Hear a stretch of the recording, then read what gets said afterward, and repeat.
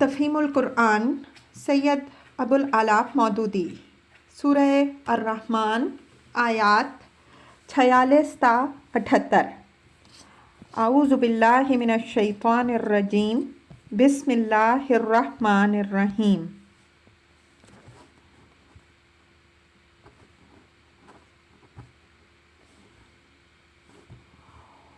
وَلِمَنْ خَافَ مَقَامَ رَبِّهِ، اور ہر اس شخص کے لیے جو اپنے رب کے حضور پیش ہونے کا خوف رکھتا ہے۔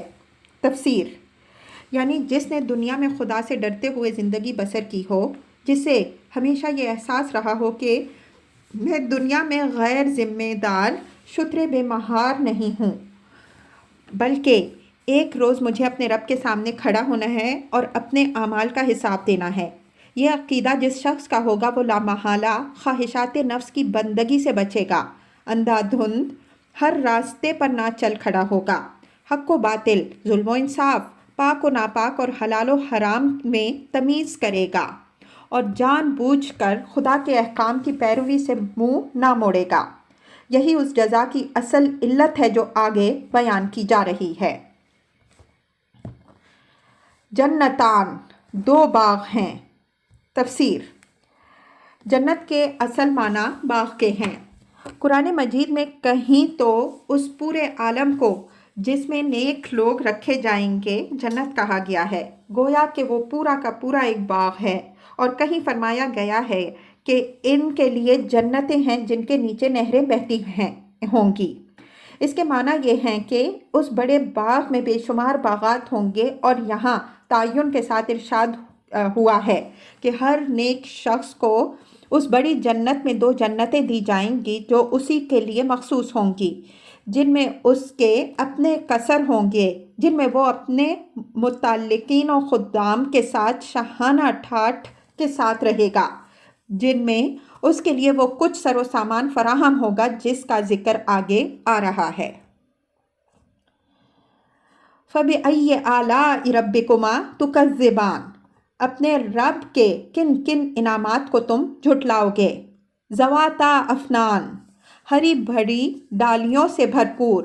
فَبِأَيِّ آلَاءِ رَبِّكُمَا تُكَذِّبَانِ، اپنے رب کے کن کن انعامات کو تم جھٹلاؤ گے۔ فِيهِمَا عَيْنَانِ نَضَّاخَتَانِ، دونوں باغوں میں دو چشمے رواں ہوں گے۔ فَبِأَيِّ آلَاءِ رَبِّكُمَا تُكَذِّبَانِ، اپنے رب کے کن کن انعامات کو تم جھٹلاؤ گے۔ تفسیر، یہاں سے آخر تک آلاء کا لفظ نعمتوں کے معنی میں بھی استعمال ہوا ہے اور قدرتوں کے معنی میں بھی، اور ایک پہلو اس میں صفات حمیدہ کا بھی ہے۔ اگر پہلے معنی لیے جائیں تو اس سلسلہ بیان میں اس فقرے کو بار بار دہرانے کا مطلب یہ ہوگا کہ تم جھٹلانا چاہتے ہو تو جھٹلاتے رہو، خدا ترس لوگوں کو تو ان کے رب کی طرف سے یہ نعمتیں ضرور مل کر رہیں گی۔ دوسرے معنی لیے جائیں تو اس کا مطلب یہ ہوگا کہ تمہارے نزدیک اللہ کا جنت بنانے پر قادر ہونا اور اس میں یہ نعمتیں اپنے نیک بندوں کو عطا کرنا غیر ممکن ہے تو ہوتا رہے۔ اللہ یقیناً اس کی قدرت رکھتا ہے اور وہ یہ کام کر کے رہے گا۔ تیسرے معنی کے لحاظ سے اس کا مطلب یہ ہے کہ اللہ تعالیٰ کو تم نیکی اور بدی کی تمیز سے عاری سمجھتے رہو۔ تمہارے نزدیک وہ اتنی بڑی دنیا تو بنا بیٹھا ہے، مگر اس میں خواہ کوئی ظلم کرے یا انصاف، حق کے لیے کام کرے یا باطل کے لیے، شر پھیلائے یا خیر، اسے اس کی پرواہ نہیں۔ وہ نہ ظالم کو سزا دینے والا ہے اور نہ مظلوم کی داد رسی کرنے والا، نہ خیر کا قدر شناس ہے نہ شر سے نفور۔ پھر وہ تمہارے خیال میں عاجز بھی ہے۔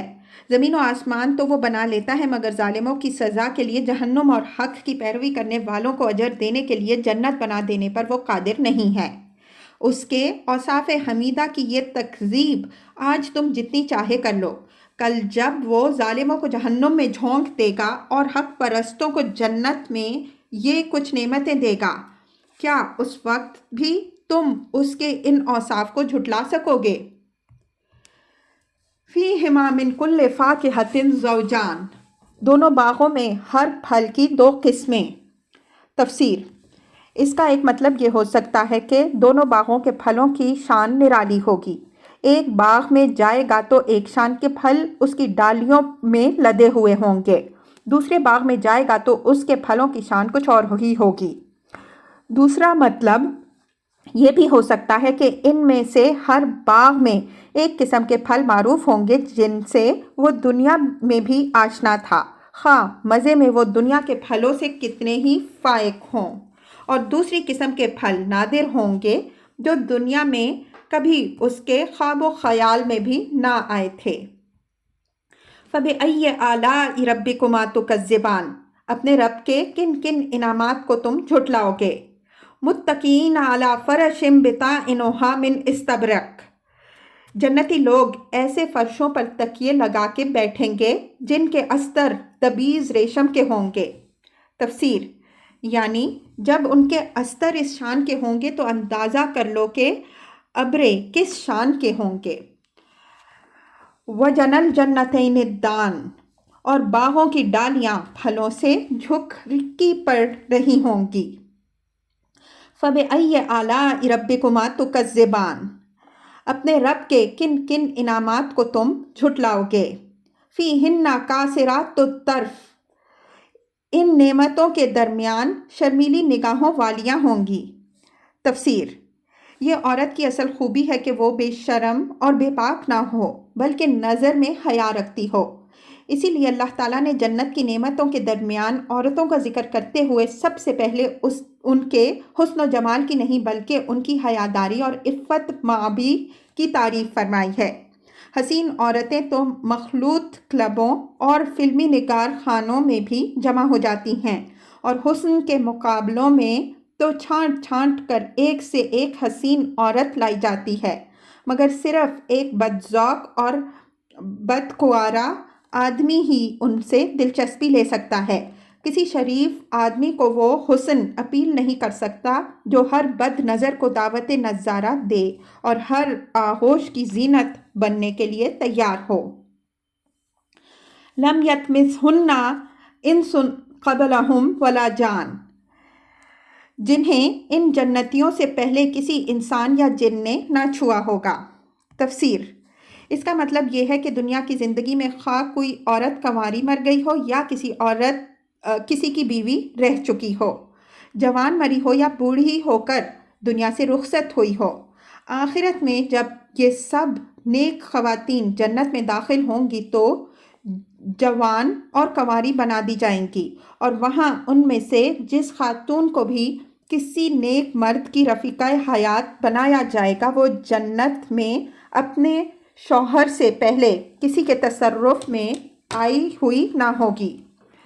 اس آیت سے یہ بات بھی معلوم ہوئی کہ جنت میں نیک انسانوں کی طرح نیک جن بھی داخل ہوں گے، اور وہاں جس طرح انسان مردوں کے لیے انسان عورتیں ہوں گی اسی طرح جن مردوں کے لیے بھی جن عورتیں بھی ہوں گی، دونوں کی رفاقت کے لیے انہی کے ہم جنس جوڑے ہوں گے۔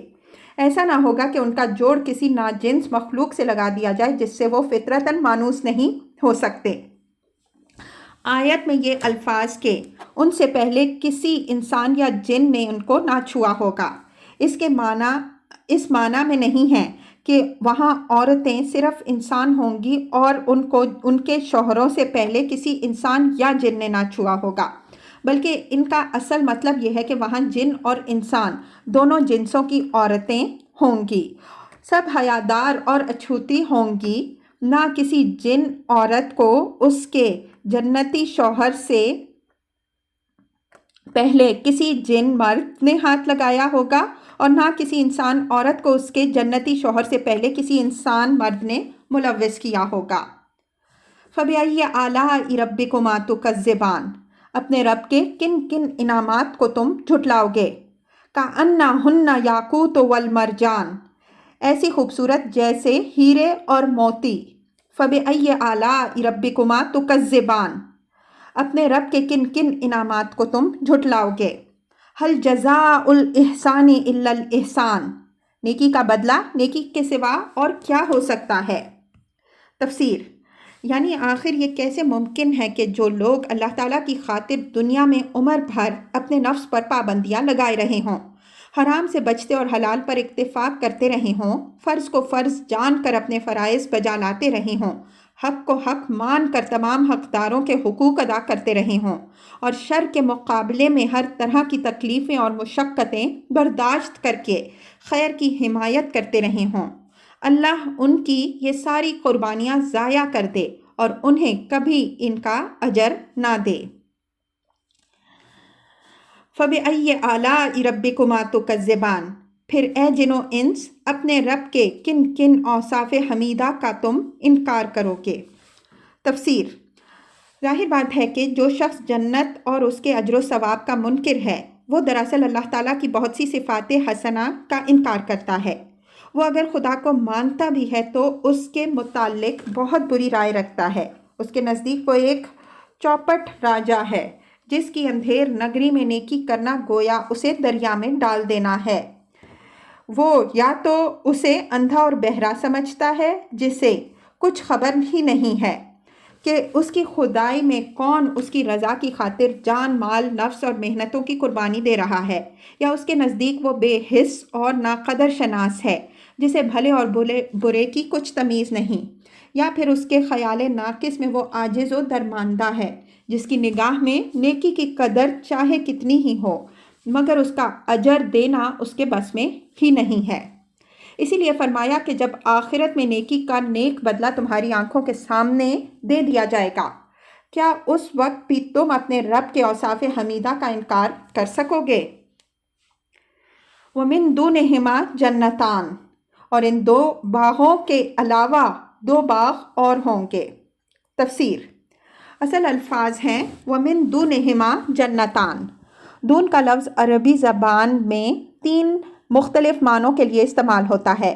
ایک کسی اونچی چیز کے مقابلے میں نیچے ہونا، دوسرے کسی افضل و اشرف چیز کے مقابلے میں کمتر ہونا، تیسرے کسی چیز کے ماں سوا یا اس کے علاوہ ہونا۔ اس اختلاف معنی کی بنا پر ان الفاظ میں ایک احتمال یہ ہے کہ ہر جنتی کو پہلے کے دو باغوں کے علاوہ یہ دو باغ اور دیے جائیں گے۔ دوسرا احتمال یہ ہے کہ یہ دو باغ اوپر کے دونوں باغوں کی بنسبت مقام یا مرتبے میں فروتر ہوں گے، یعنی پہلے دو باغ یا تو بلندی پر ہوں گے اور یہ ان سے نیچے واقع ہوگا، یا پہلے دو باغ بہت اعلیٰ درجے کے ہوں گے اور یہ ان کے مقابلے میں کمتر درجے کے ہوں گے۔ اگر پہلے احتمال کو اختیار کیا جائے تو اس کے معنی یہ ہیں کہ یہ دو مزید باغ بھی انہی جنتیوں کے لیے ہیں جن کا ذکر اوپر کیا گیا ہے، اور دوسرے احتمال کو اختیار کرنے کی صورت میں مطلب یہ ہوگا کہ پہلے دو باغ مقربین کے لیے ہیں اور یہ دو باغ اصحاب الیمین کے لیے۔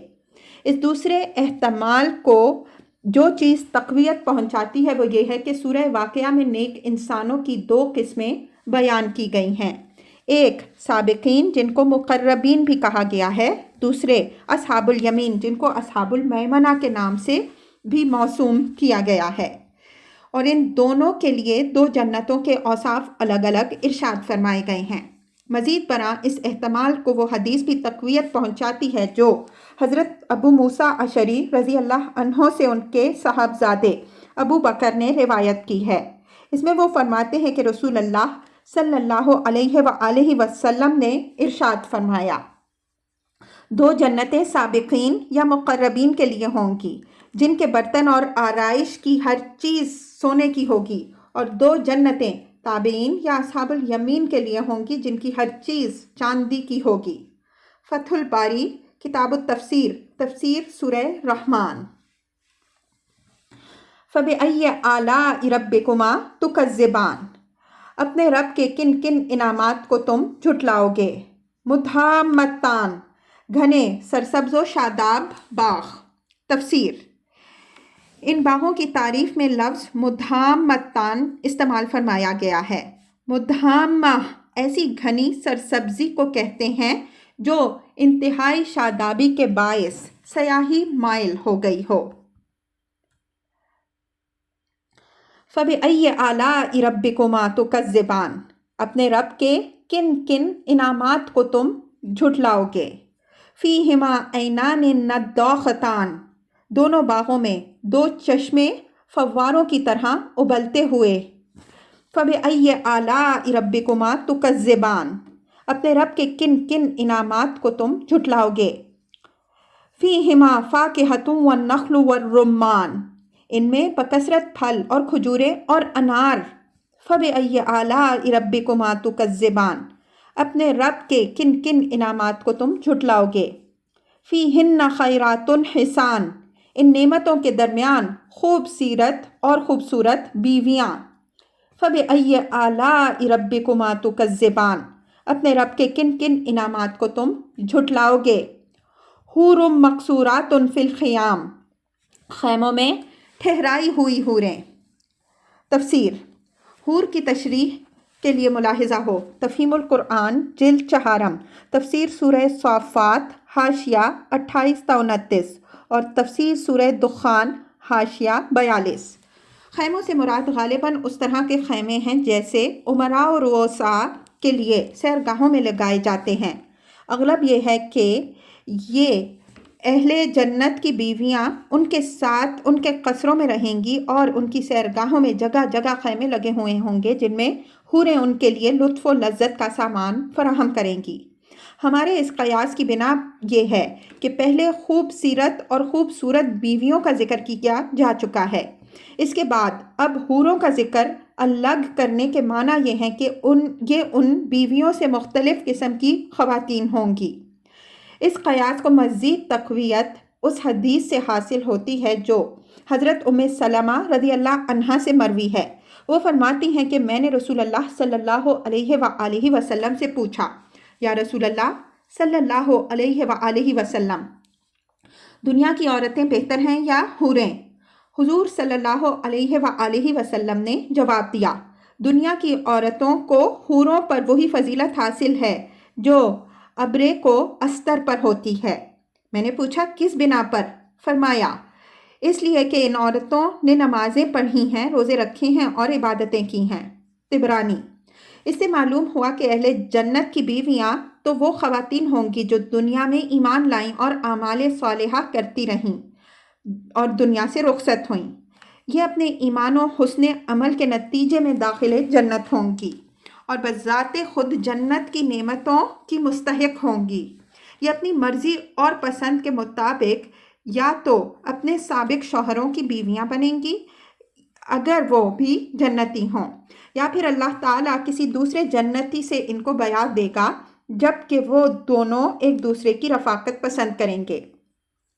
رہی حوریں تو وہ اپنے کسی حسن عمل کے نتیجے میں خود اپنے استحقاق کی بنا پر جنتی نہیں بنیں گی، بلکہ اللہ تعالیٰ جنت کی دوسری نعمتوں کی طرح انہیں بھی اہل جنت کے لیے ایک نعمت کے طور پر جوان اور حسین و جمیل عورتوں کی شکل دے کر جنتیوں کو عطا کرے گا۔ وہ ان کی صحبت سے لطف اندوز ہوں گے، لیکن بہرحال یہ جن و پری کی قسم کی مخلوق نہ ہوں گی، کیونکہ انسان کبھی صحبت ناجنس سے مانوس نہیں ہو سکتا۔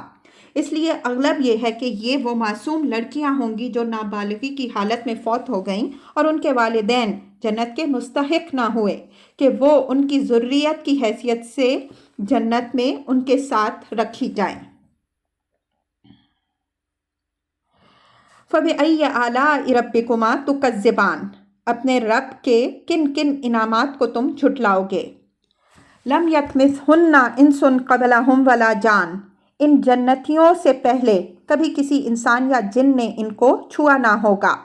فَبِأَيِّ آلَاءِ رَبِّكُمَا تُكَذِّبَانِ، اپنے رب کے کن کن انعامات کو تم جھٹلاؤ گے۔ مُتَّكِئِينَ عَلَى رَفْرَفٍ خُضْرٍ وَعَبْقَرِيٍّ حِسَانٍ، وہ جنتی سرسبز قالینوں اور نفیس و نادر فرشوں پر تکیے لگا کر بیٹھیں گے۔ تفسیر۔ اصل میں لفظ عبقری استعمال ہوا ہے۔ عرب جاہلیت کے افسانوں میں جنوں کے دارالسلطنت کا نام عبقر تھا، جسے ہم اردو میں پرستان کہتے ہیں۔ اسی کی نسبت سے عرب کے لوگ ہر نفیس و نادر چیز کو عبقری کہتے تھے، گویا وہ پرستان کی چیز ہے جس کا مقابلہ اس دنیا کی عام چیز سے نہیں ہو سکتا۔ حتیٰ کہ ان کے محاورے میں ایسے آدمی کو بھی عبقری کہا جاتا تھا جو غیر معمولی قابلیتوں کا مالک ہو، جس سے عجیب و غریب کارنامے صادر ہوں۔ انگریزی میں لفظ جینیس بھی اسی معنی میں بولا جاتا ہے، اور وہ بھی جینائے سے ماخوذ ہے، جو جن کا ہم معنی ہے۔ اسی لیے یہاں اہل عرب کو جنت کے سر و سامان کی غیر معمولی نفاست و خوبی کا تصور دلانے کے لیے عبقری کا لفظ استعمال کیا گیا ہے۔ فَبِأَيِّ آلَاءِ رَبِّكُمَا تُكَذِّبَانِ، اپنے رب کے کن کن انعامات کو تم جھٹلاؤ گے۔ تبارک اسم ربک ذی الجلال والاکرام، بڑی برکت والا ہے تیرے رب جلیل و کریم کا نام۔